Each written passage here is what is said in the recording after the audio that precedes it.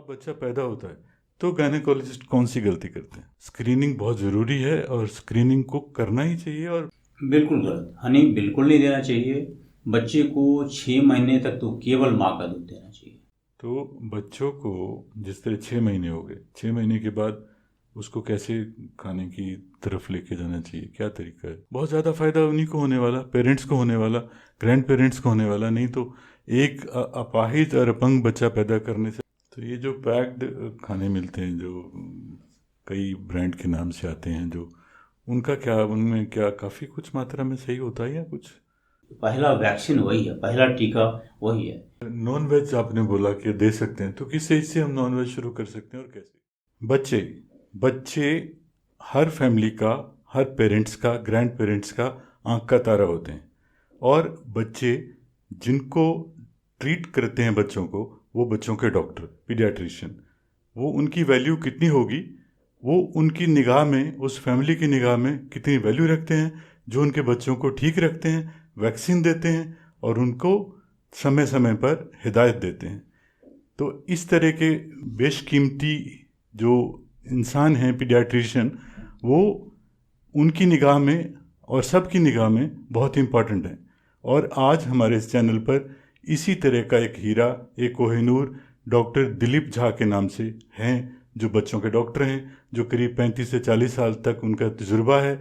उन्होंने अभी तक लाखों लोगों को ठीक किया है, बहुत लोगों की आंखों को रोशनी दी है, बहुत लोगों के सुकून दिया है, बहुत लोगों को इत्मीनान दिया है। वो आज हमारे साथ हैं और हमें वो जो क्वेश्चंस हैं बच्चों के रिलेटेड, जो नए पेरेंट्स बनने वाले हैं, उनको सेटिस्फाई करने के लिए आज हम पूरी कोशिश करेंगे कि इस तरह के सवाल उनसे पूछें। जो अगली पेरेंट्स हैं, जो जो नए पेरेंट्स बनने वाले हैं या जो पुराने बच्चे हैं, उनके काम आने के लिए कुछ क्वेश्चंस हम पूछेंगे। उनका तजुर्बा जो उन्होंने सालों में कमाया है, उसका फ़ायदा हम लेंगे आज डॉक्टर दिलीप झा का, जो MBBS हैं, MD हैं पीडियाट्रिक्स में। आज उनका अपने चैनल पे स्वागत करते हैं। Doctor Dilip, thank you very much, आप यहाँ आए और आपने समय निकाला। Thank you sir. तो जैसे आपके मैं वीडियो देखे हैं बहुत सारे, उसमें आपने काफ़ी कुछ बच्चों के बारे में जानकारी दी है।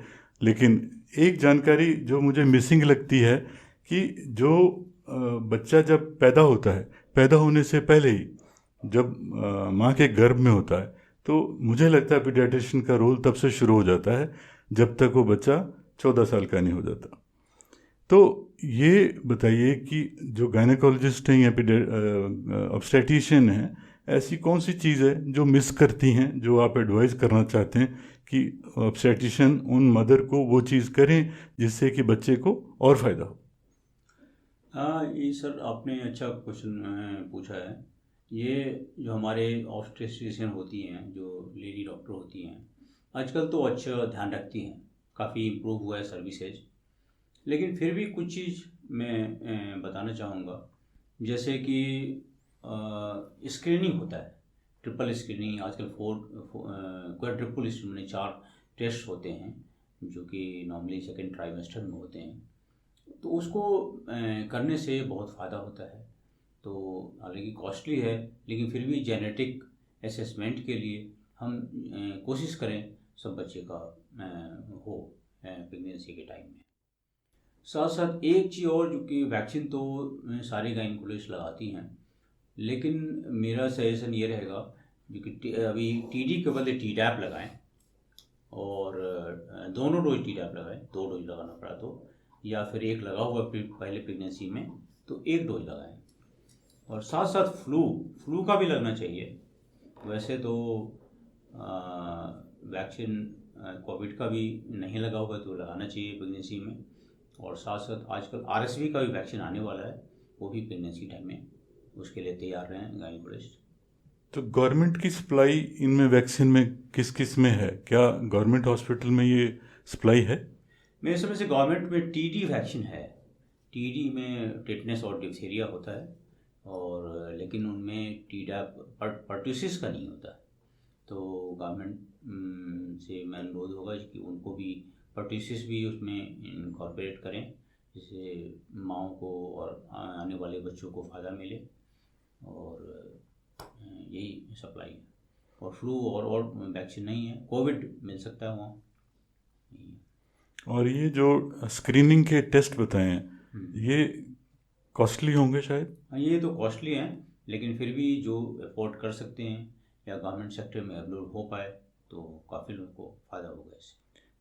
पर ऐसा नहीं लगता कि अगर कोई अफोर्ड ना भी करे तो उसको लगा लेना चाहिए, क्योंकि अगर टाइमली डिटेक्ट कर लेते हैं किसी बीमारी को, तकलीफ को, तो बहुत ज़्यादा फ़ायदा उन्हीं को होने वाला, पेरेंट्स को होने वाला, ग्रैंड पेरेंट्स को होने वाला। नहीं तो एक अपाहिज और अपंग बच्चा पैदा करने से अच्छा थोड़े से पैसे इस्तेमाल कर लें। ये तो बिल्कुल बहुत अच्छा सजेशन है, क्योंकि इसका ये खर्चा जो स्क्रीनिंग का खर्चा है, जो आगे जेनेटिक बच्चे का कैसा होगा, इसके लिए बहुत ही इम्पोर्टेंट है। ये खर्चा यदि पेरेंट्स कर ले, कोई और खर्चे से अपना कट करके रोक के और इसमें कर ले तो बहुत फ़ायदा होगा। अच्छा सजेशन है, इसको मैं एक्सेप्ट करता हूँ। चलिए, बहुत बढ़िया। तो मुझे लगता है अफोर्ड करना चाहिए हर कमिंग अप पेरेंट्स को। स्क्रीनिंग बहुत ज़रूरी है और स्क्रीनिंग को करना ही चाहिए, और बहुत सारी बीमारियों से हम छुटकारा पा सकते हैं थोड़ी सी स्क्रीनिंग, थोड़े से टेस्ट के साथ। तो अगला रहा क्वेश्चन कि जब ये तो हुआ जब बच्चा अभी मदर के वोम में है या पेट में है, अब बच्चा पैदा होता है, तो गायनेकोलॉजिस्ट कौन सी गलती करते हैं? हाँ, एक्चुअली जाने अनजाने हम तो ये बोलेंगे जी गलती तो नहीं, लेकिन ये है जो गाइनकोलॉजिस्ट को ये बताना चाहिए कि नहीं, माँ का ही दूध पिलाएं। वो बाहर का दूध कितना भी इंसिस्ट करता है उसके जो जिनका लेडी है, जिन्होंने बच्चे जना है, उनके रिलेटिव्स, लेकिन आजकल तो यह है इवन ऑपरेशन भी चल रहा है, सिजेरियन ऑपरेशन भी चल रहा है, उसके उस समय भी बच्चे को दूध पिला है। इधर ऑपरेशन चल रहा है, इधर माँ को बच्चे को दूध पिलाना है। तो टाइम लिमिट बात करें तो बच्चों को दूध पिलाने के लिए जन्म के 1 घंटे के अंदर दूध पिलाना चाहिए, लेकिन फिर भी एज सुन एज पॉसिबल, मतलब यदि 1 मिनट में 2 मिनट में जितना जल्दी पिला दें उतना अच्छा है। तो ये हम किसी भी कीमत पर हम गाइड बोलेंगे जो माँ को उसके रिलेटिव को परमिट ना करें जिसको बाहर के डब्बे या कुछ और पिलाएं या बोतल से दूध पिलाएं।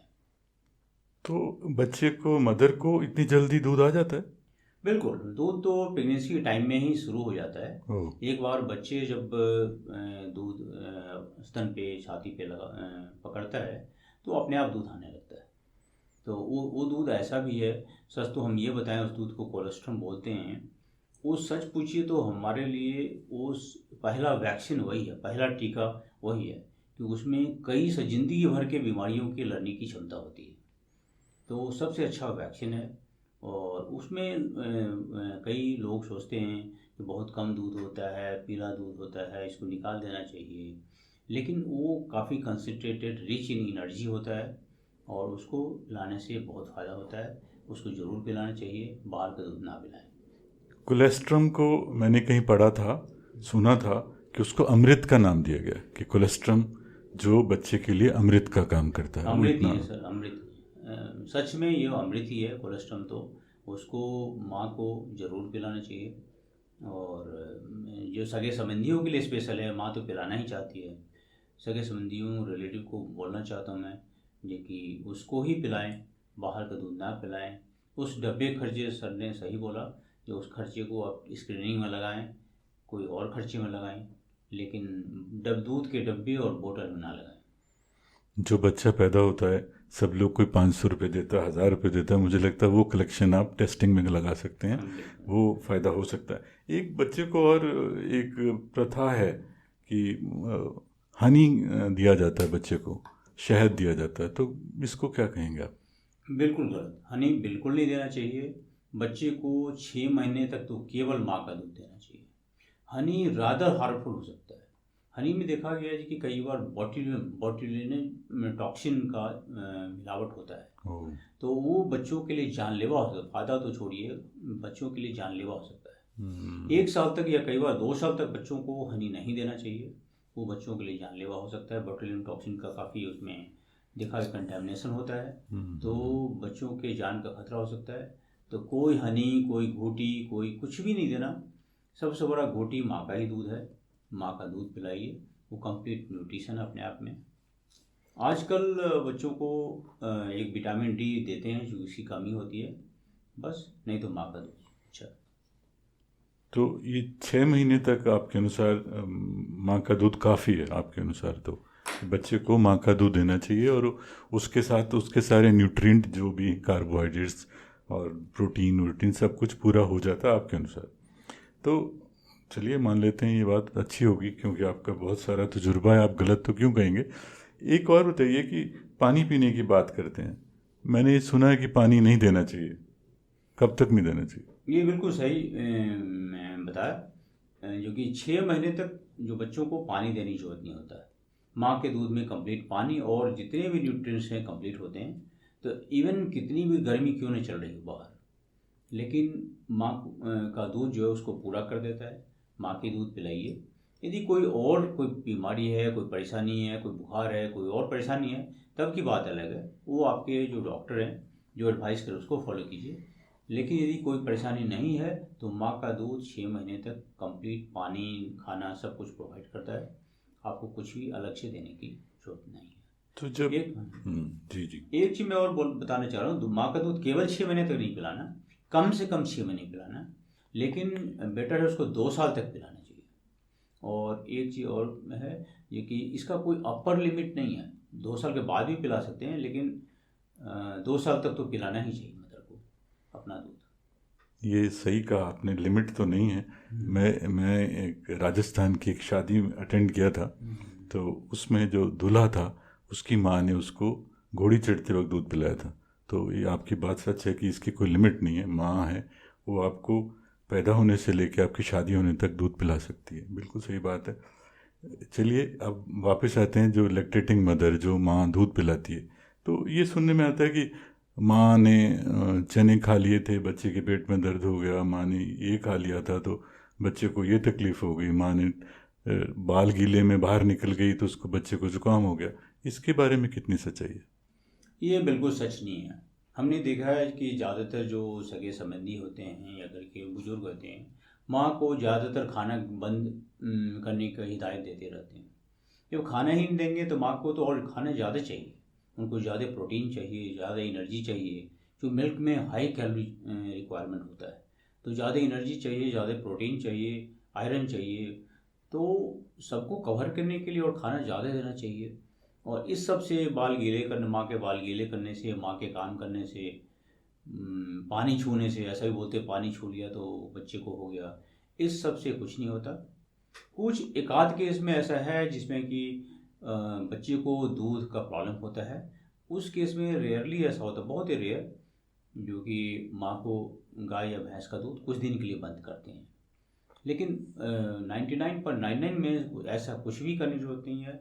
माँ को नॉर्मल खाना देना चाहिए, रादर रिच इन एनर्जी और प्रोटीन, और हरी सब्जियाँ, फल, ये देना चाहिए। और जैसे बोलता है माँ ने पानी छू लिया तो बच्चे को खांसी होगी, उससे नहीं होता। यदि माँ को खांसी है तो सांस से बच्चे को फैलेगा। Cross infection. तो ये भी मैंने कहीं सुना था, पढ़ा था कि मान लीजिए बच्चे को दूध पिलाया मदर ने, तो उसको हर दूध के अनुसार उसको पानी पीना चाहिए, 200 ml 200 ml पी लेना चाहिए, नहीं तो उसको दिक्कत आती है, ऐसा कुछ है कि डाइट नहीं, में? नहीं ऐसा कुछ नहीं। माँ को तो अपना न्यूट्रिशन का ध्यान रखना है, ध्यान दूध रखना। से तो पानी से तो नहीं, पानी जितना रिक्वायरमेंट है। नॉर्मली हम लोग ऑन डिमांड पानी पीते हैं, तो बड़े लोग तो ऑन डिमांड ही पानी पीते हैं, तो जब उसको प्यास लगे पी लें। और पानी के लिए किसी के लिए भी सबसे अच्छा होता है यूरिन, यदि ठीक हो रहा है, यूरिन येलो नहीं हो रहा है, आपका वाइट सेल यूरिन हो रहा है और बार बार हो रहा है, 4 5 6 घंटे में एक बार हो रहा है, तो इट मीन्स ठीक है, आपका हाइड्रेशन सही है। राइट। तो उसके लिए अलग से पानी लेने की जरूरत नहीं है। तो बच्चों को जिस तरह 6 महीने हो गए, 6 महीने के बाद उसको कैसे खाने की तरफ लेके जाना चाहिए, क्या तरीका है? हाँ, ये सही है। 6 महीने बाद बच्चे को वीनिंग करते हैं। वीनिंग मीन्स हम बाहर का खाना देना शुरू करते हैं। अब ये समय आ गया है कि माँ का दूध बच्चे के को कंप्लीट न्यूट्रिशन नहीं दे सकता है, इम्पॉर्टेंट पार्ट तो देता है, लेकिन अब हमें, आप देखेंगे तो 6 महीने तो सारे बच्चे एक जैसे होते हैं, और 6 महीने बाद डिफरेंस आता है हम क्या खाना दे रहे हैं या क्या नहीं दे रहे हैं। उसके लिए हमें धीरे धीरे शुरू करना है। एट ए टाइम एक कोई डाइट शुरू कीजिए। स्टार्ट कर सकते हैं कुछ भी, जैसे दाल का पानी या चावल का पानी, इस टाइप में से शुरू कर सकते हैं। और उसको वो एक डाइट पचने लगेगा। सपोज कि हमने चावल का पानी, जिसको मार बोलते हैं, वो शुरू किया और वो 2-3 दिन दे रहे हैं, पच रहा ठीक से, तो फिर हम अगला डाइट इंट्रोड्यूस करेंगे। जैसे दाल का पानी दिया, वो भी पचने लगे, तो फिर दाल और चावल का खिचड़ी देना शुरू किया। तो ग्रेजुअली इसी टाइप का हम सेमी सॉलिड डाइट पे आएंगे। लिक्विड नहीं पीना। नॉर्मली हमने देखा है कि लोग जो है ना, माँ उसको पतला पतला करके पिलाती रहती हैं। पिलाना नहीं है, खिलाना है। और खिलाने में उसको ऐसा होना चाहिए गाढ़ा, जो चम्मच से हम उसको गिराएंगे तो चम्मच एकदम से ना गिरे, वो धीरे धीरे गिरे। इट मीन इतना गाढ़ा हो जिससे उसको कंप्लीट न्यूट्रिशन मिले। साथ साथ उसमें न्यूट्रिशन की सारी मात्राएं होनी चाहिए। धीरे धीरे ग्रेजुअली हम, जैसे सब लोग खिचड़ी है, उसमें चावल के साथ दाल भी डालेंगे। और बाद में जब कुछ दिन हो जाता है, लगभग 7 महीने के आसपास, तो फिर हरी सब्जियां भी उसमें डालना शुरू करेंगे खिचड़ी बनाने से पहले। और प्रोटीन और भी खाना हम अलग अलग टाइप का सेमी सॉलिड खाना देंगे। जैसे कि एग्जांपल, हम पोटैटो को मैश करके, आलू को मैश कर दे सकते हैं, शकरकंद दे सकते हैं। और डिफरेंट कल्चरली हिसाब से जहाँ जो खाना चलता है, किसी को इडली बनाना है तो इडली दे सकता है, उपमा दे सकता है। उसी तरह से सपोज करो बेसन का कुछ बना के दे सकते हैं। थोड़ा बड़ा बच्चा हो जाता है तो बेसन का चीला खा लेगा, तो चीला मैश करके हम खिला सकते हैं, बेसन का प्रोटीन मिलेगा। या फिर यदि मीठा तो ज़्यादा नहीं बोलते हैं, मीठा देना ही है तो थोड़ा गुड़ के साथ बेसन का हलवा या मूंग दाल का हलवा बन देने से उसको प्रोटीन मिलता रहेगा, और गुड़ से थोड़ा आयरन भी मिलेगा। इसी टाइप से हम खाना इंट्रोड्यूस करते हैं। तो ये जो पैक्ड खाने मिलते हैं, जो कई ब्रांड के नाम से आते हैं, जो उनका क्या, उनमें क्या काफ़ी कुछ मात्रा में सही होता है या कुछ उनमें कुछ गड़बड़ है? तो होम मेड फूड के लिए ही सजेस्ट करते हैं। सजेस्ट कर। होम मेड में बेसिकली सिंपल चीज, लोगों को क्या है कि बात सही है, कन्फ्यूजन है तो क्या देना है, ये समझ में नहीं आता क्या दें। तो सिंपल ये मान के चलिए जी कि हमें एनर्जी अनाज से मिलेगा। अनाज और प्रोटीन जैसे दाल, सोयाबीन या पनीर, या यदि नॉन वेज खाते हैं तो धीरे धीरे नॉन वेज भी इंट्रोड्यूस कर सकते हैं। तो एग या अदर है ये, तो ये प्रोटीन देना है। और तीसरा हरी सब्जियां और फल। जूस नहीं देना है, जूस को अवॉइड करते हैं, कोशिश करते हैं 1 साल के बाद ही जूस दें। तो बात पूछ रहा था मैं डॉक्टर दिलीप की, नॉन वेज आपने बोला कि दे सकते हैं, तो किस एज से हम नॉन वेज शुरू कर सकते हैं और कैसे? मैंने बताया सेमी सॉलिड डाइट 6 महीने के बाद शुरू करना है बच्चों को, वीनिंग जो करते हैं। तो उसके बाद ग्रेजुअली जब इनिशियल फूड हम शुरू कर देते हैं, तो 7-8 महीने के बाद से हम नॉन वेज शुरू कर सकते हैं। उसमें ऐसा कुछ प्रॉब्लम नहीं है, लेकिन ग्रेजुअली शुरू करना है। कई बार अर्ली स्टेज में एलर्जी का चांसेस होते हैं, तो उसको हमें बहुत धीरे धीरे कम कम में शुरू कर सकते हैं। लेकिन ऐसा कुछ मना नहीं है, जो नहीं देना है उसको हम 7-8 महीने में शुरू कर सकते हैं। तो कौन सा फूड बच्चों को कॉमनली देना चाहिए जिससे कि उनकी सेहत ठीक रहे, और आपके अनुसार एज ए पीडियाट्रिशियन वो फूड भी अच्छा हो, बच्चों को पसंद भी हो, ऐसा कोई फूड आप सजेस्ट करते हैं? बिल्कुल।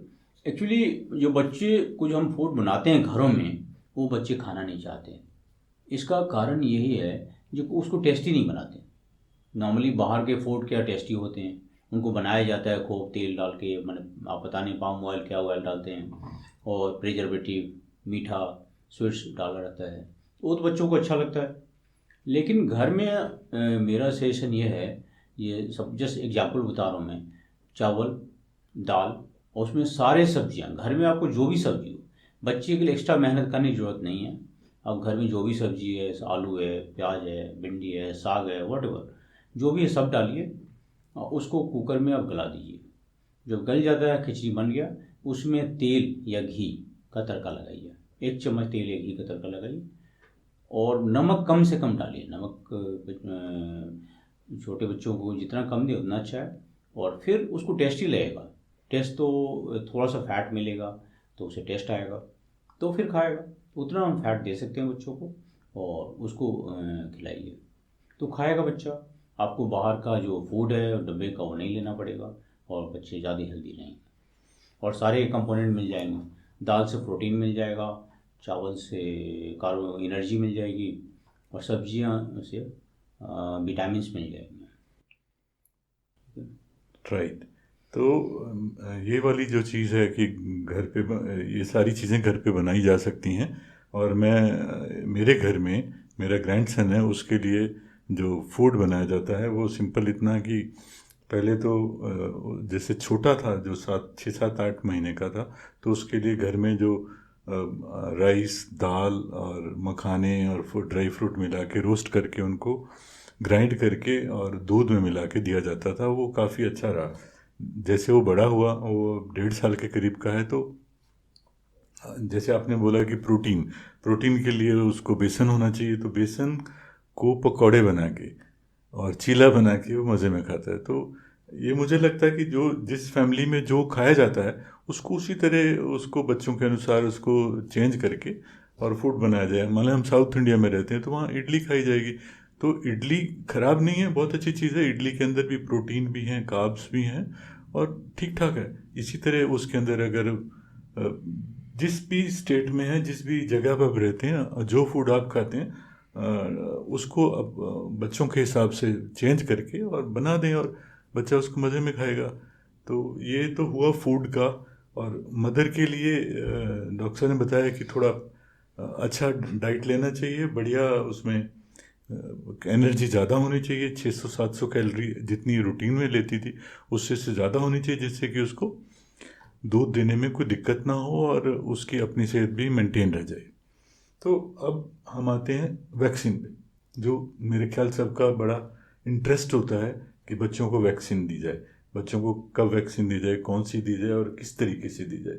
और मैं समझता हूँ वैक्सीन जो दी जाती है 1 1.5 महीने के अंतर पे दी जाती है, मुझे अच्छे से याद है।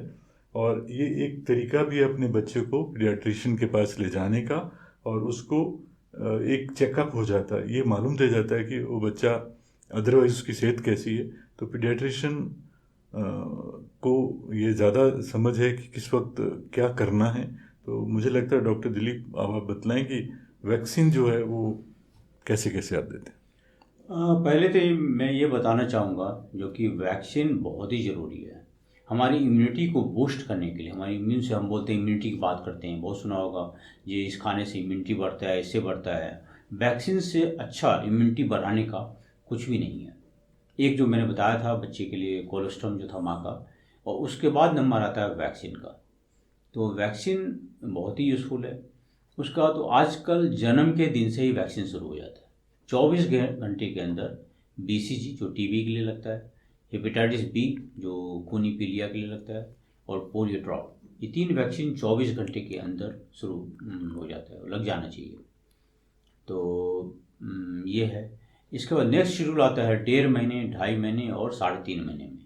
ये तीनों वैक्सीन लगभग सेम होता है। कुछ गवर्नमेंट में और कुछ प्राइवेट सेक्टर्स में थोड़ा अलग अलग गाइडलाइन है, लेकिन दोनों का तरीका एक ही है। आप जहाँ से हो सकता है वहाँ से लगवा सकते हैं। अच्छे वैक्सीन है दोनों जगह।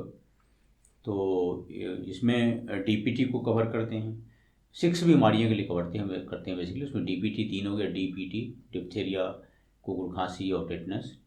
और हिव होता है एक, हीमोफिलस इन्फ्लुएंजी, हेपेटाइटिस बी और पोलियो इंजेक्शन। ये सारे मिला के 6 बीमारियों के लिए होता है। इसके साथ निमोनिया का वैक्सीन और रोटा वायरस का ड्रॉप। तो देखिए इसका एग्जाम्पल है वैक्सीन कितना फ़ायदा करता है। जो कि अभी डायरिया, रोटा वायरस डायरिया हम लोग कुछ साल पहले तो बहुत देखते थे। जब से ये गवर्नमेंट प्रोग्राम में आया है, रोटा वायरस डायरिया रिमार्केबली मैंने बहुत ही कम हो गया है। तो वैक्सीन डिफरेंटली बेनिफिशियल है। तो ये हो गया 3.5 महीने तक। इसके बाद कुछ वैक्सीन 6 महीने में है, जो कुछ गवर्नमेंट में नहीं है, लेकिन इन्फ्लुएंजा और टाइफाइड जो प्राइवेट सेक्टर में मिल जाएंगे आपको। 7 महीने में अगेन इन्फ्लुएंजा वैक्सीन लगता है। 9 मंथ में MMR वैक्सीन होता है, और मेनिंजाइटिस का वैक्सीन होता है जो हाईली इफेक्टिव वैक्सीन है। लेकिन गवर्नमेंट में आपको MR मिलेगा, मेनिंजाइटिस का नहीं मिलेगा। जेई वैक्सीन गवर्नमेंट वाले कई बार जापानी इंसेफ्लाइटिस का 9 मंथ में लगाते हैं, जो कि प्राइवेट सेक्टर में 1 साल पे लगाते हैं। और उसमें एक खाने पीने वाली पीलिया का वैक्सीन है, हेपेटाइटिस ए, जो 1 साल में लगती है। और मेनिंजाइटिस का फिर सेकेंड डोज होता है। इसके बाद 15 मंथ में, 15 महीने में MMR का सेकेंड डोज होता है, और निमोनिया का बूस्टर डोज, और फिर चिकन पॉक्स वैक्सीन लगता है, वेरिसेला वैक्सीन। दैन 16 से 18 महीने में डीपीटी और हिप का वैक्सीन में बूस्टर डोज होता है, फर्स्ट बूस्टर। और 2 साल में फिर टाइफाइड का सेकेंड डोज लगवा सकते हैं। इसके बाद गैप हो जाता है 4 से 6 साल में, 4 से 5 साल में डीपीटी और पोलियो का सेकेंड बूस्टर डोज लगता है। अब 9 ईयर्स पे कैंसर वैक्सीन भी आ गया, जो HPV वैक्सीन बोलते हैं। गवर्नमेंट भी इसको जल्दी ही लॉन्च करने वाली है, हाईली यूजफुल वैक्सीन है। वो 9 ईयर्स में मेल और फीमेल लड़कों में भी लगाया जाता है। तो 9 ईयर्स और 9 ईयर 6 मंथ में 2 डोज लगते हैं। ये सारे वैक्सीन है। नया वैक्सीन कोविड वैक्सीन तो है ही, और एक आध वैक्सीन और आने वाला है ट्रायल में, जो इंडिया में नहीं आया। RSV वैक्सीन, जो निमोनियाज के लिए नए टाइप के RSV वैक्सीन वायरस के लिए है।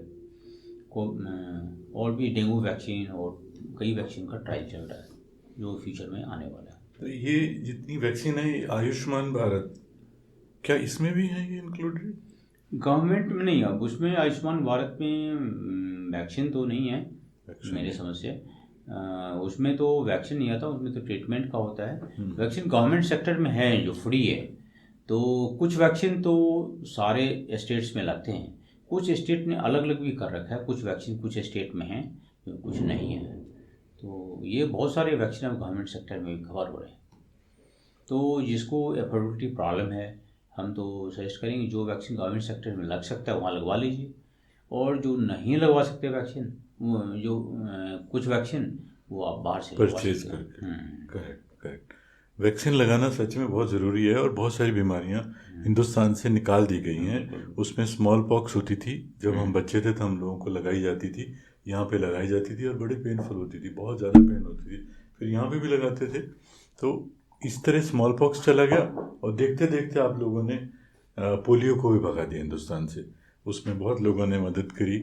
अमिताभ बच्चन उसके हेड दिया करते थे, और पोलियो प्रोग्राम इंडियन गवर्नमेंट ने बहुत अच्छे से चलाया। मेरे ख्याल कई साल चलाने के बाद पिछले कुछ सालों से पोलियो तो हिंदुस्तान से चला गया। और मुझे लगता है अगर बाकी वैक्सीन भी इसी तरह इस्तेमाल करेंगे तो ये भी धीरे धीरे करके चीज़ें चली जाएंगी। एक क्वेश्चन और डॉक्टर दिलीप की, आपको क्या लगता है? सारी वैक्सीन इंपॉर्टेंट है, आपने बोला कोई मतलब छोड़नी नहीं, बट अगर आपको बताना पड़ेगी सारी वैक्सीन में से एक वैक्सीन, भैया ये तो बहुत ज़रूरी है, बाकी चीज़ें आप भले ही मिस कर दो, ऐसे कुछ है? एक वैक्सीन में तो हेपेटाइटिस बी वैक्सीन है। हेपेटाइटिस बी वैक्सीन ऐसा वैक्सीन है जो बच्चे नहीं सबको लगवाने चाहिए, बहुत ही सस्ता वैक्सीन है। 200-300 का वैक्सीन लगता है। ये हमारे कंट्री के लिए बहुत बड़ा प्रॉब्लम है। इससे लीवर कैंसर भी होता है, लीवर सिरोसिस और भी कई सारी परेशानी होने लगता है। ये एक वैक्सीन लगाना तो हमारे से hepatitis B vaccine each and every Indian को लगवाना चाहिए। बहुत ही सस्ता वैक्सीन है। लेकिन हम अपने देश में ये कंसेप्ट है कि लोग सोचते हैं वैक्सीन बच्चों के लिए है। ऐसा नहीं है। अब जैसे मैं एग्जांपल बता रहा हूँ, जो सर जैसे आप हैं, आपके पोते पोतियाँ हैं छोटे छोटे, तो आपको यदि कोई सपोज करो जो खांसी की परेशानी होती है, कुकुर खांसी पर्ट्यूसिस होता है या निमोनिया होता है, तो आप उस बच्चे को भी फैलाते रहेंगे। इसलिए अब आ गया है एडल्ट वैक्सीनेशन का भी कंसेप्ट आ गया है। और इवन 50 ईयर्स पे गवर्नमेंट ने भी कई सारे गाइडलाइंस आए हैं, तो 50 ईयर्स पे कुछ वैक्सीन लगाना ज़रूरी हो गया है। और इवन निमोनिया का वैक्सीन 50 ईयर्स पे लगाना चाहिए। Tdap वैक्सीन जो बात कर रहे थे, जो टिटनेस, डिप्थेरिया और पर्टुसिस वाला, वो लगाना चाहिए वैक्सीन। और इसी साथ जो एडल्ट में और एक सिंजल्स वैक्सीन है जो हेर्पिस जोस्टर के लिए होता है। तो कुछ वैक्सीन अब ओल्डर एज में भी ज़रूरी हो गया। हेपेटाइटिस बी जो बोला आपने इतना इम्पोर्टेंट है, इसकी डोज बताएंगे कितनी डोज लगनी चाहिए? इसका 3 डोज होता है। एक डोज आज लगेगा, एक महीने बाद, और एक 6 महीने बाद। 3 डोज लगाने से ये पूरा कंप्लीट हो जाता है, लाइफ लॉन्ग हो जाता है। लाइफ लॉन्ग हो जाएगा। हाँ, कितना आसान है, 3 डोज लगाना कोई मुश्किल नहीं है। एक चीज़ और मैं सजेस्ट करूँगा जी। जैसे ये लोग टिटनेस का देखते हैं, इसका अब इतनी तो हो गई, टिटनेस काफ़ी कम हो गया है, क्योंकि इतनी जागरूकता लोग हो गई है, जो फटाफट जाते हैं, कहीं भी कट जाता है तो टिटनेस लगा लेते हैं। तो उसके लिए मैं सजेस्ट करूँगा कि यदि 3 डोज अब लगा लेते हैं तो ये बार बार भागना नहीं पड़ेगा। आप अभी किसी को टिटनेस का 1 डोज अभी लगवा लीजिए, 1 महीने बाद लगवा लीजिए, हेपेटाइटिस बी जैसे ही, और 6 महीने में लगवा लीजिए, फिर आप 10 साल तक निश्चिंत रहेंगे। ऐसे 10-10 साल पे 3 बार लगवा लेते हैं तो लाइफ में आप बीच बीच में आपको लगाने की जरूरत नहीं है। सपोज करो 3 डोज आपने लगवा लिया है, यदि तीनों डोज के बाद 2 साल में, 3 साल में, 4 साल में आपको कट जाता है, कुछ भी हो जाता है, आपको वैक्सीन लगाने की जरूरत नहीं है। और ये आपका हर एक 10 साल पर 3 डोज और लगा लेंगे तो लाइफ लॉन्ग हो जाएगा। टेटनस की जहाँ तक बात है, टेटनस जब हम लोग थे शुरू में पढ़ते थे 1977-78 की बात है, हॉस्पिटल में पीजेएमएस रोहतक में, तो एक वार्ड होता था टेटनस वार्ड, उसमें बाकायदा बच्चे होते थे और मुझे लगता है वो भरा ही रहता था। उसमें कम से कम नहीं तो हम लोगों की ड्यूटी लगती थी तो 30 से 35 बच्चे टेटनस के साथ वहाँ पे दिखते थे। और मैंने अपनी उस 2-3 सालों के दौरान मैंने कोई बचता नहीं देखा उसमें। बच्चा जो न्यूनेटल बच्चा था वो 100% मॉर्टेलिटी देखा। तो कितनी मज़े की बात है कि छोटी सी वैक्सीन, एक टेटनस की वैक्सीन मदर को लगा रहे हैं और बच्चे सेफ हो रहे हैं। तो ये वैल्यू है डेफिनेटली वैक्सीन की, और वैक्सीन तो लगाना ही चाहिए, ये तो बहुत इम्पॉर्टेंट चीज़ है। तो ये वैक्सीन के बारे में, जैसे हेपेटाइटिस बी सबको लगाना चाहिए, और एडल्ट को भी वैक्सीन के लिए डॉक्टर साहब ने एडवाइस किया है। बाकी बच्चों के डॉक्टर हैं, लेकिन हर चीज़ जानते हैं तो बड़ी खुशी हो रही है इस चीज़ को जान के कि बच्चों के साथ साथ बड़ों की वैक्सीन के बारे में पूरा ज्ञान रखते हैं। तो सब लोग वैक्सीन लगाएं जिस तरह इन्होंने एडवाइस किया है। एक वैक्सीन और मैं बात करना चाहूँ जो अपने इंडिया में बहुत बहुत मौतें हो रही है, उसे जो कुत्ते के काटने से, कुत्ते या बंदर, अब तो बंदर काटने से भी होता है, रेबीज वैक्सीन। तो जो भी आपको लगता है कि आप सवेरे मॉर्निंग में वॉक कर रहे हैं या डॉग से कांटेक्ट हो रहा है, ऐसा कुछ, या बंदरों का खतरा है या डॉग का खतरा है, तो 3 डोज आप वैक्सीन लगवा लीजिए। आप कब इसे रेबीज का प्रॉब्लम आपका प्रिवेंटिव लगवा सकते हैं। नहीं तो बाद में क्या होता है जी, बाद में डीप कट है तो आपको इम्यूनोग्लोबुलिन लगाना पड़ेगा, वैक्सीन तो 5 लगेंगे ही। तो ये जिसको कि डॉग की इससे प्रॉब्लम है, चांसेस हैं, वो 3 डोज रेबीज का वैक्सीन लगवा सकते हैं। रेबीज की 3 लगाने के बाद लाइफ लॉन्ग तो उसका नहीं होता। अच्छा। उसका ऐसा होता है कि 3 महीने बाद यदि कुत्ता काटता है तो केवल 2 डोज लगाने पड़ेंगे। कभी भी काटता है 2 डोज, 0-3 केवल लगा लेंगे। और सबसे बड़ी बात इसमें ये होगी जो कि आपके जैसे यदि ग्रेड 3 बाइट होता है, कैटेगरी 3 बाइट होता है जिसमें ब्लड आ गया, उस केस में इम्यूनोग्लोबुलिन ऊंट के चारों तरफ लगाना पड़ता है, जितने काटा आपको, जहाँ भी काटा है, तो वो बहुत पेनफुल होता है। तो वो आपको नहीं करना पड़ेगा। अब यदि वैक्सीन एक बार लगवा लिया है पहले, तो आपको इम्यूनोग्लोबुलिन की जरूरत नहीं पड़ेगा। इसलिए हम सजेस्ट करेंगे एक बार प्री एक्सपोजर, जिसको प्री एक्सपोजर बने, आपको प्री एक्सपोजर हुआ नहीं, पहले लगवा लेते हैं, तो 3 डोज रेबीज वैक्सीन लगवा लेना चाहिए। तो वैक्सीन के बारे में जो अब याद करने की बात है, हेपेटाइटिस बी लगवा लें एडल्ट हैं तो, और बच्चे को तो सारी वैक्सीन लगानी चाहिए, और साथ में रेबीज़ वैक्सीन भी लगाएं। तो अब फिर लौटते हैं बच्चों पे। तो ये एक कॉमन देखते हैं कि दादी आती है बच्चे की या नानी आती है, तो बच्चा है 3 महीने का, वॉकर लेके आ जाती है कि वॉकर में बिठा दो और जल्दी दौड़ने लगेगा। आपका क्या कहना है? और उतना जल्दी मर्ज से अवॉइड करना चाहिए। बच्चे जब लोड बेयरिंग के काबिल हो जाता है तो तब करना चाहिए। इतने 3 महीने में बच्चे को वॉकर मत बिठाइए। जब उसको कम से कम उसका 6 महीने तक वेट कीजिए, जो बच्चे का थोड़ा सा बोन ग्रोथ, और वो बच्चे सपोर्ट से बैठ जाते हैं 5 महीने 6 महीने में, तो सपोर्ट से बैठने लगे, थोड़ा सा वो बोन स्ट्रांग होने लगे, तो उसको कोशिश की बैठाने का।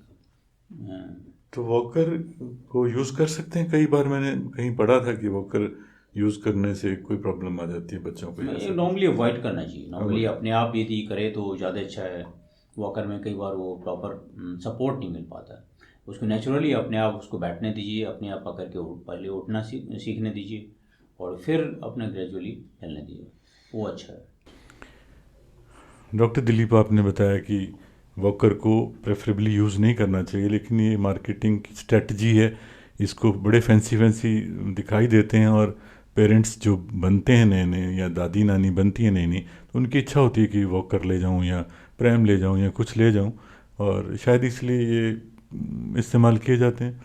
एक और क्वेश्चन जो मेरे दिमाग में आता है, और उसकी भी राय मैंने डिफरेंट सुनी है, कि जो बच्चों को ऑयल की मसाज करते हैं, क्या इसका फ़ायदा है कि नुकसान है? ऑयल मसाज कर सकते हैं, लेकिन उसमें जो सबसे प्रॉब्लम क्या होता है, जो मैंने देखा भी है करते हैं कुछ लोगों को, उसमें काफ़ी खींच खींच के करते हैं, तो उससे इंजरी होने का चांस होता है। वैसा ना करें, ऑयल मसाज आप कर सकते हैं, जैसे coconut oil, simply coconut oil लीजिए, ऑयल है उससे।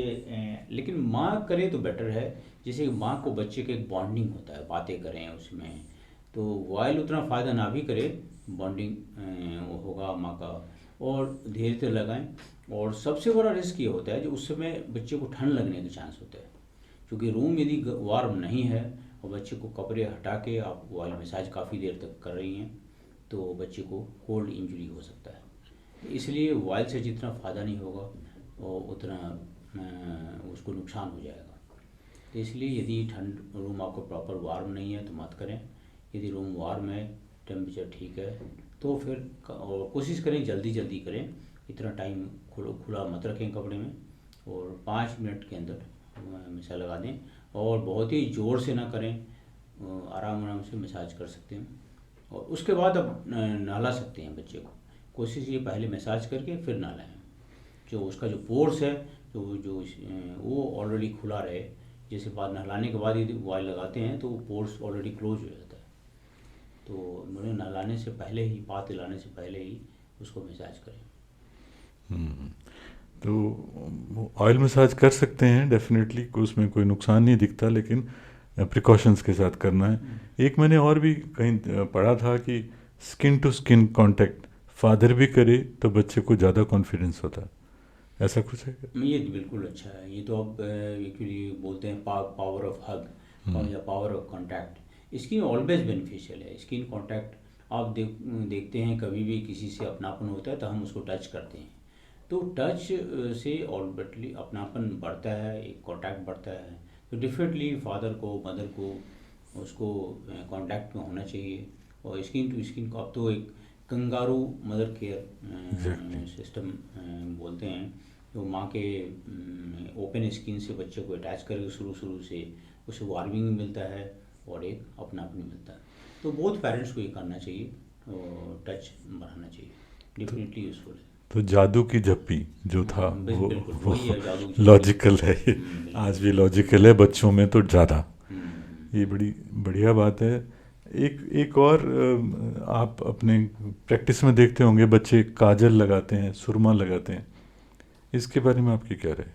बिल्कुल नहीं लगाना चाहिए काजल, 1 साल तक बिल्कुल मत लगाएं, क्योंकि आँख बच्चे का बहुत ही डेलिकेट होता है।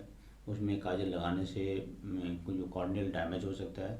काजल मत लगाइए, और कोई भी काजल अब यूज़ करते हैं डैमेज हो सकता है। तो काजल को आप यदि प्रिकॉशन, उससे आँख कोई बड़ा नहीं होता। ये मानना है कि काजल लगाने से आँख बड़ा हो जाता है, ऐसा कुछ नहीं होता। ये साइंटिफिकली प्रूवन है, कोई बड़ा नहीं होता।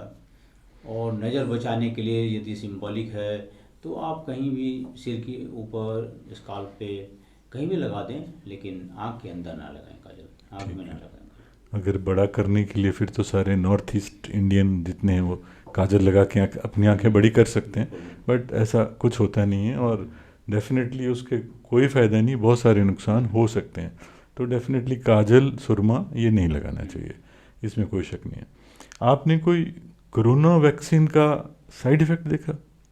बहुत चर्चा है इन दिनों। कोरोना वैक्सीन का वो एक्चुअली काफ़ी सारे साइंटिफिक एविडेंस है, जो कि वैक्सीन का साइड बहुत ही कम है। उन्होंने बताया जैसे 1 मिलियन मतलब 10 लाख में एक को साइड इफेक्ट होता है, और बीमारी से 100 में एक लोगों को प्रॉब्लम होता है।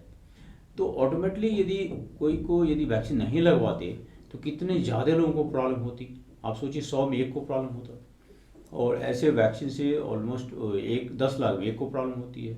तो काफ़ी, एक तरह से एक 10 लाख लोगों ने लगवाया है, तो उसमें काफ़ी लोग तो ऑलरेडी बच गए, तो नेट काफ़ी फ़ायदा हुआ। तो इसलिए वैक्सीन का ऑलमोस्ट साइड इफेक्ट नहीं के बराबर है, और वैक्सीन लगवाना चाहिए था, इससे भला ही हुआ है, दुनिया भर में भला हुआ है। जो हुआ है ना कोरोना वैक्सीन से, जिस लोगों को प्रॉब्लम आती है, सुनते हैं कि हार्ट अटैक हो गया, फलाना हो गया, ये हुआ, ठीक बात है, हो रहे हैं, लेकिन हम इसको कोरोना वैक्सीन से साथ नहीं जोड़ सकते। मुझे क्या लगता है कि इन दिनों जब लॉकडाउन हुआ तो हम लोगों ने घर में रहना शुरू कर दिया, और बाकी लोगों ने वर्क फ्रॉम होम शुरू कर दिया, तो हम लोगों ने एक्टिविटी करना बंद कर दी, बाहर निकलना बंद हुए, गाड़ी में नहीं गए, सड़क पे नहीं गए, चले नहीं, तो हमने धीरे धीरे करके अपनी फिज़िकल एक्टिविटी कम कर दी। उन दिनों एक और मुसीबत आई कि आपको खाने की समस्या थी लॉकडाउन के दौरान। उस दौरान फूड ऐप्स जो ओपन थे सारे, तो वो कोई भी खाना आपको घर पे मिलने लगा। वो गंदा संदा, उसमें पाम ऑयल है, उसके अंदर शुगर कंटेंट ज़्यादा है, उसके अंदर सॉल्ट ज़्यादा है, आपको कुछ नहीं पता, जो आया आपने खा लिया, एक्सरसाइज करी नहीं, गंदा संदा खाना खा लिया। उसके साथ आपके जितने ब्लॉकेज है आर्टरीज के जितने सारे हो गए, उसी से हार्ट अटैक हो गया, उसी से आपको ब्रेन हेमरेज हुआ। तो कोरोना वैक्सीन बदनाम हो गई, मुन्नी बदनाम हुई की तरह। तो चलिए, ये तो हुआ कोरोना वायरस की वैक्सीन की बात। अब एक क्वेश्चन और है जो डॉक्टर दिलीप, मैं अपने बचपन वाली प्रैक्टिस में जो जब हम शुरू शुरू में 22-23 साल के थे, तब मरास्मिक चिल्ड्रन बहुत दिखा करते थे। अब होते हैं क्या? मैरास्मिक होते हैं लेकिन कम हुए हैं। ओवरऑल अब इंडिया का हम देखेंगे तो फूड सिक्योरिटी काफ़ी अच्छा हुआ है। कोरोना के बाद देखा ही है कि काफ़ी फूड का 80 करोड़ लोगों को राशन मिला है और मिल रहा है। तो फूड ओवरऑल अब देखते हैं कि खाने के बगैर बहुत कम लोग मरते हैं, खाने सबको मिल रहा है। अब लाइफ स्टाइल और भी कमी लोगों की हो रही के लिए लोग मेहनत कर रहे हैं, लेकिन फूड बढ़ा है, इसलिए मेरास्मस बेसिकली एनर्जी का कमी है। तो एनर्जी कमी पूरा हो गया है, इसलिए मेरास्मस काफ़ी कम हो गया है इंडिया में। कुछ अफ्रीकन कंट्री में है, लेकिन यहाँ भी हो रहे हैं, तो लेकिन बहुत कम नहीं के बराबर। और कुछ तो बीमारियों के कारण मेरास्मस हो रहे हैं, अब काफ़ी नेग्लिजिबल हो गया है। अब तो ज़्यादा खाना खाने से हाँ मर ये रहे हैं लोग। ओबेसिटी है मेन रीज़न। मेरे एक सीनियर हैं, उन्होंने मुझे बोला कि भाई अब बिना खाना खाए कोई मरता नहीं। उनका ये कहना था कि जिसको खाना मिलता हो बिना खाए वो मरेगा नहीं, ज़्यादा खा के मरेगा। ज़्यादा खा के उसको हार्ट प्रॉब्लम आएंगी, ज़्यादा खा के उसको ब्रेन में पैरालिसिस होगा, ज़्यादा खाने से ही सारी चीज़ें होंगी। आजकल उसका नाम भी रख दिया गया, मेटाबॉलिक सिंड्रोम करके उसका नाम रख दिया गया। उसमें खाया ज़्यादा जाता है, गलत खाया जाता है। तो बच्चों में भी ओबेसिटी है। बहुत कॉमन हो गया। ओबेसिटी ओबेसिटी नहीं, बच्चों में तो इतना फास्ट फूड और जंक फूड का चलन हो गया है। तो ओबेसिटी तो है ही, साथ में ओबेसिटी के साथ तो बच्चे दिखते हैं मोटे मोटे और काफ़ी सो कॉल्ड हेल्दी, बट वो हेल्दी नहीं, वो तो डिजीज है। ओबेसिटी इटसेल्फ पे बहुत बड़ा ओबेसिटी डिजीज है। से साथ में उनके एनीमिया भी होता है, क्योंकि प्रोपोर्शन में ब्लड कम होता है, उनका हेमोग्लोबिन कम होता है, तो एनीमिया से भी सफ़र करते हैं। और जल्दी उनका, आप एडोलेसेंट को देखेंगे तो ब्लड प्रेशर बढ़ा हुआ आ रहा है, शुगर का प्री डायबिटीज लेवल में आ रहे हैं। तो ये डेफिनेटली बहुत बड़ा ये प्रॉब्लम हो रहा है। एक और क्वेश्चन आता है मेरे दिमाग में। बहुत बार मैंने सुना है कि बच्चों को चाय पिला देते हैं लोग, छोटे बच्चों को चाय पिलाते हैं। इसका क्या फ़ायदा और क्या नुकसान? नहीं, चाय बिल्कुल नहीं पिलाना चाहिए। चाय तो हम जानते हैं स्टिमुलेंट होता है। चाय कॉफ़ी जो भी हमारे ब्रेन को स्टिमुलेंट करता है, बच्चे को स्टिमुलेंट की ज़रूरत नहीं है, कोई चाय नहीं पिलाना। आप उसको छोटू बता ही दिया, 6 महीने तक केवल माँ का दूध पिलाना। 6 महीने बाद अब पिलाना चाहते हैं लिक्विड तो थोड़ा बहुत लस्सी और कर्ड वो दे सकते हैं, चाय नहीं पिलाना। इससे क्या आयरन डेफिशिएंसी भी हो जाती है? डिफरेंटली ये इंटरफेयर करता है आयरन और कई और भी, मैग्नीशियम और कई चीज़ को एब्जॉर्प्शन में रोकता है, और उससे और अगर एनीमिया बढ़ जाता है। अब एक और जो कॉमन प्रॉब्लम है, हर घर में मोबाइल है, लैपटॉप है, टीवी है। तो स्क्रीन टाइम के बारे में आपका क्या कहना है? कितना स्क्रीन टाइम बच्चों को देना चाहिए और किस एज से शुरू करना चाहिए? स्क्रीन टाइम तो रियली अब मोबाइल तो प्रॉब्लम हो गया। बच्चे तो हम तो ऐसे देख रहे हैं, 8-9 महीने के बच्चे फ़ोन काफ़ी देख रहे हैं, यूट्यूब देखने लगे हैं, लेकिन वो अच्छा नहीं है।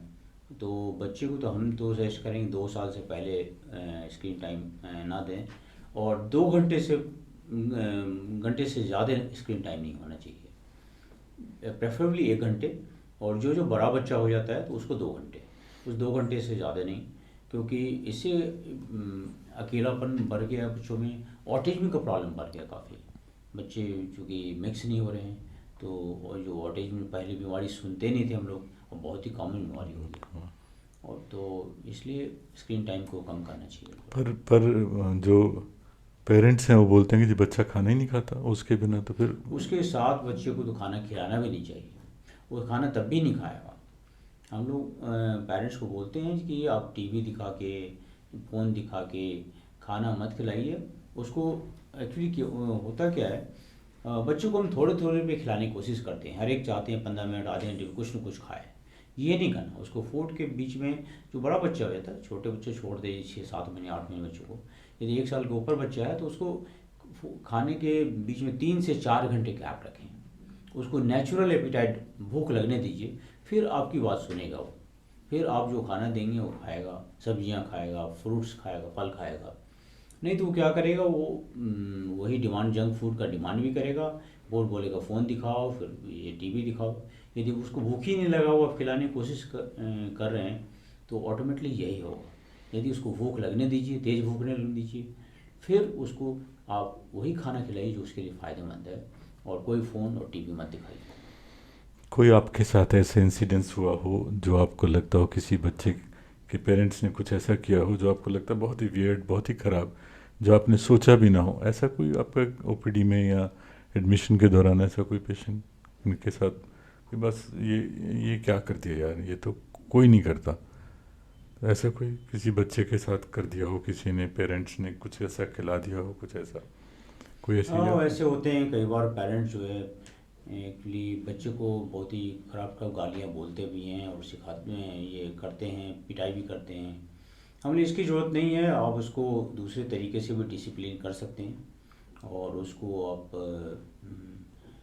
इस टाइप से कुछ करते हैं तो बड़ा ऑड लगता है, बहुत ख़राब ढंग से फिजिकल होना, तो वैसा मत करें। उसको डिसिप्लिन करने के लिए दूसरी तरीका अपनाएं, उसको अनवांटेड चीज़ ना दें, और फिजिकल सज़ा या गाली ना दें।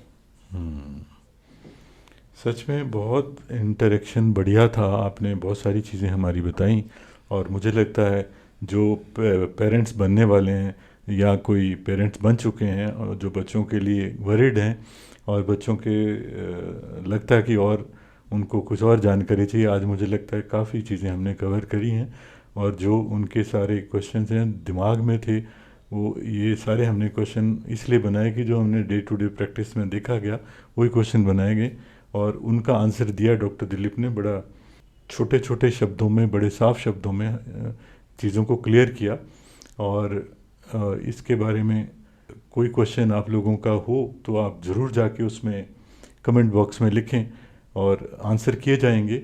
और डॉक्टर दिलीप का जो पूरा एड्रेस है, पूरे डिटेल है, वो भी आपको डिस्क्रिप्शन बॉक्स में मिल जाएगी, आप इनसे कांटेक्ट कर सकते हैं किसी भी अपनी पीडियाट्रिक प्रॉब्लम के लिए।